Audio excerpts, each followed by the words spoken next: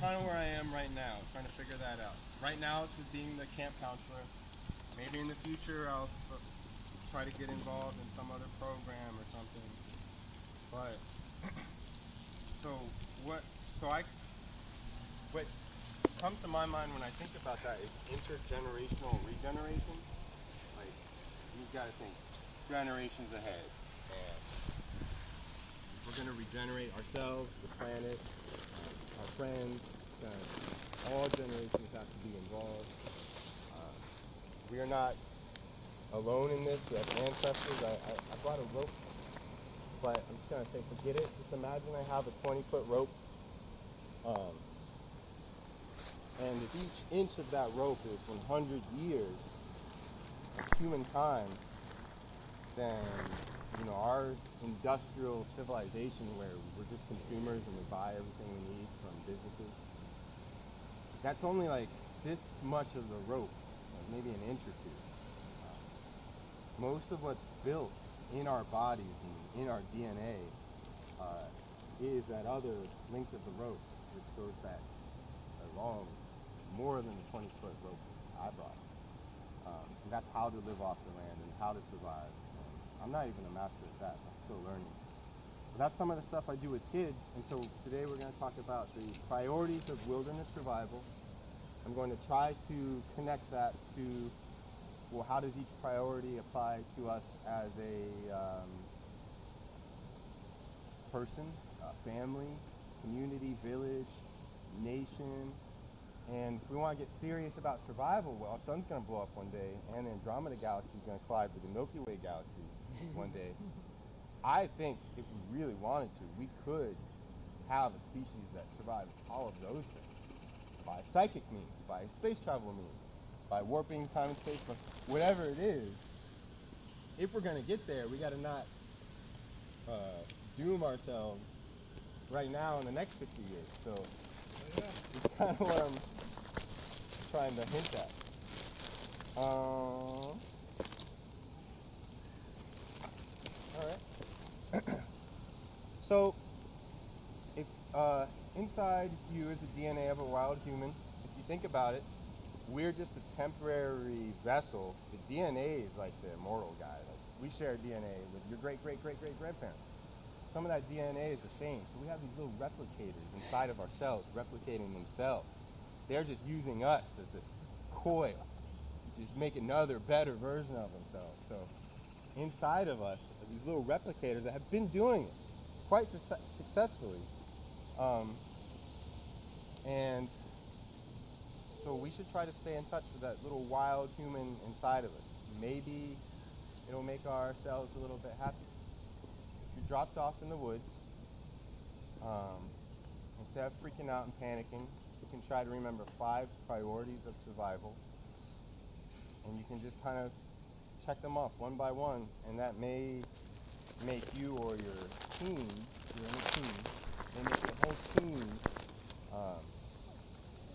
accomplish your goals. There's a little game you can play where you have all these representations.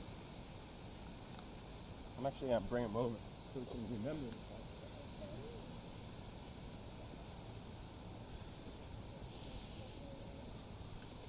All right, you got water. This is going to be your medical status, okay? It's red. It's your bleeding bandage from your something. Red blood.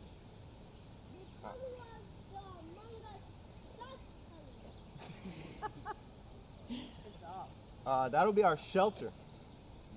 This is Rio's party shirt. We'll have this be your attitude. We'll have this be food. All right, and so reading from left to right. Raise your hand. Raise your hand. What do you think I should put first? Anybody have an idea? What should we do first? Priority, water. Put water first, okay. Water's first. All right, and then.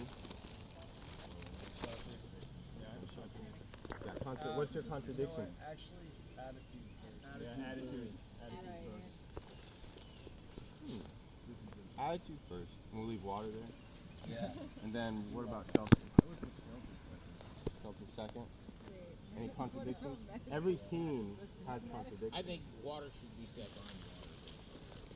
Then Shelter. Medical status. Medical status should be first. And then attitude.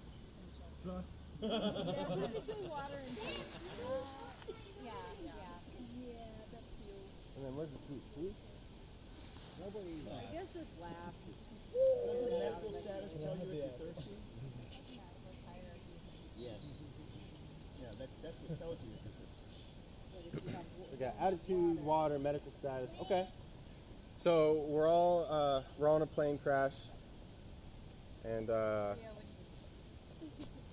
we crash landed. It's chaotic. Some people are bleeding, but we got a nice attitude. We got plenty of water. But what about our injured participants who are losing blood quickly? Well, we need water to take care of them. Give them water. Then we need water to wash them. I think she's actually afloat, depending on the circumstance. But attitude is the most important one. So I'll pause it here because this is an order I agree with. And if you're in a group, other tools for survival are like consensus circles. Just form a circle. Here's a damn talking stick. Tell us your idea. We'll go one at a time. Okay, then let's vote. Something like that may keep you guys from yelling, arguing. So let's break this down into the rules of threes. 3 seconds, 3 minutes, 3 hours, 3 days, and 3 weeks. You can doom yourself or your friends in 3 seconds by panicking, not maintaining that mindset that you want to be resilient. You said so. You called it somatic control, somatic healing. Yes, being the skill to recognize your own somatic responses and calming yourself down through breathing techniques and not panicking can keep you from making a bad decision for the rest of the day, or not panicking. So we're gonna have attitude up front, maybe even the will to survive. You don't even have the will to survive. You might just lay there and die. Okay, my party is the party guy. 3 seconds, you can doom yourself. So attitudes first. Then you could bleed out in 3 minutes-ish. Or you could, you don't clean out a wound that you got in 3 minutes. You could get infected later. That would be terrible. The next 3 minutes, you want to take care of your body. So I encourage you to take first aid classes, stuff like that. YouTube, wilderness first aid survival training, stuff like that. So that's how you could, save your body to get to the next priorities. Eddie and Sassafras, welcome, Woo! you guys. What up? Happy to see you too. Next is 3 hours. You could either die of heat exhaustion in 3 hours or hypothermia in 3 hours. And so one of the things we can play with as I watch the time is how in 3 hours you could build a shelter like the squirrels do. Save yourself from hypothermia even without fire. So that's why we can do like a mini model depending on time or later. So 3 seconds, 3 minutes. Medical status, you bleed out in 3 minutes. Hypothermia, you need shelter. Once your mind's right, your body's right, you want a way to stay dry or stay warm. I have a question. Does the priority of shelter change if the climate is perfect and you don't have to worry about heat or hypothermia at any point of the day or If night? the climate is mild, that means Like your a paradise? priorities can change. Like Hawaii, 70. Yeah. Yeah, if you're not at risk for getting hypothermia or heat exhaustion or sunburn or you don't think a bear is going to come get you, yeah, if it's paradise. Now if it's cold, if it's hot, or if you're in the desert, then come shelter because you have 3 days before your body starts to shut down without water. If it's super hot, maybe 2 days. If you're super hot and running around for your life, maybe a day and a half. But it's about 3 days. We can also talk about just how to find water. If you want to drink water without diarrheaing all over the place, you can find some river clay. Try to make a little thing, fire that, and you have a boiling apparatus. If you can find if you can start a fire, you can burn out the depression in a log, and I brought an example of that. Put water in that, put the rocks in the fire, get the rocks hot, get the hot rocks, put them in the wooden bowl, rock boil your water. You can drink most rain.